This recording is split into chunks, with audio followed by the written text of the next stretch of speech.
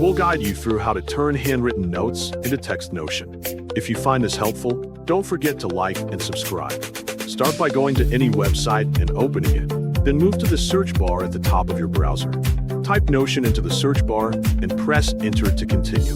When the search results appear, select the first site that shows up, because that one will take you to the official Notion page.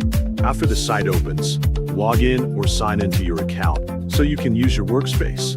Once you finish logging in, look at the left side of the screen and go to the private section. In that area, press the plus button on the right to add a new page. When the new page appears, give it a name by typing your title at the top so you know what the page is for.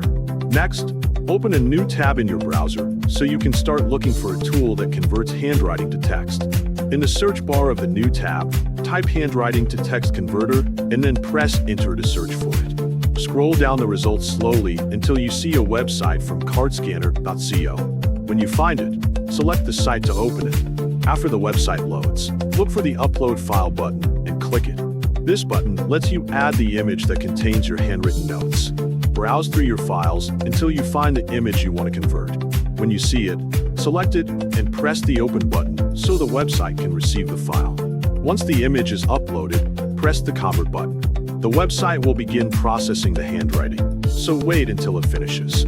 This part may take a moment depending on how clear your handwriting is and how large the image file is. When the conversion is complete, the site will show the text version of your handwriting at the top.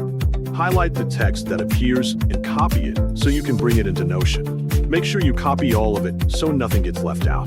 After you finish copying the converted text, return to your Notion page by switching back to the tab you opened earlier. Click inside the main section of your new page so the text cursor appears. Once the cursor is active, paste the text you copied from the converter. The pasted text will appear in your page and you can edit it, format it, or organize it however you like.